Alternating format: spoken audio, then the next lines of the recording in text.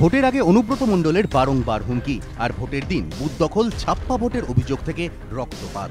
তৃতীয় দফার ভোটে সন্ত্রাসের কেন্দ্রবিন্দু যেন একটাই, বীরভূম।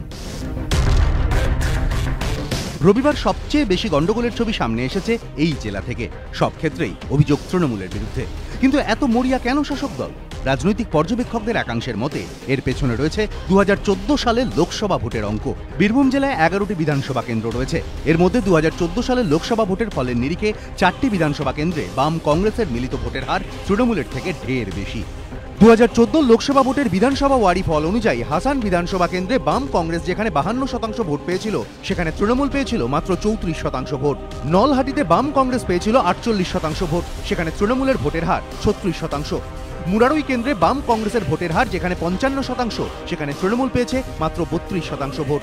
লোকসভা ভোটের ফলের নিরিখে রামপুরহাট বিধানসভা কেন্দ্রে বাম কংগ্রেস যেখানে মিলিতভাবে 37% ভোট পেয়েছিল, সেখানে তৃণমূল পেয়েছিল 34% ভোট। পর্যবেক্ষকদের একাংশের মতে লোকসভার ফলের নিরিখে ভোটের হারে পিছিয়ে থাকার এই পরিসংখ্যানই শাসক দলের রক্তচাপ বাড়িয়েছে। তবে এখানেই শেষ নয়, উদ্বেগ রয়েছে আরও দুটি কেন্দ্র নিয়ে।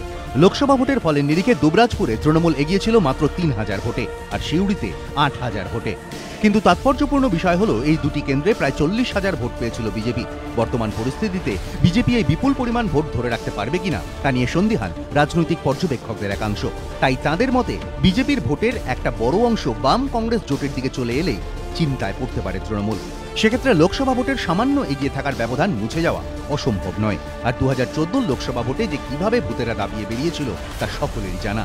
তাই এবারের বিধানসভা নির্বাচনে শেষ পর্যন্ত যদি বীরভূমের 6টি কেন্দ্রে তৃণমূলকে টেক্কা দিতে পারে বাম কংগ্রেস, তাহলে তা বড়সড় ধাক্কা হবে শাসক দলের কাছে, যা পরে ম্যানেজ করা কঠিন হতে পারে। সেই কারণেই কি বীরভূমের রাশ ধরে রাখতে এতটা মরিয়া তৃণমূল? এই প্রশ্নই এখন ঘুরপাক খাচ্ছে রাজনৈতিক পর্যবেক্ষকদের মাথায়। এবিপি আনন্দ।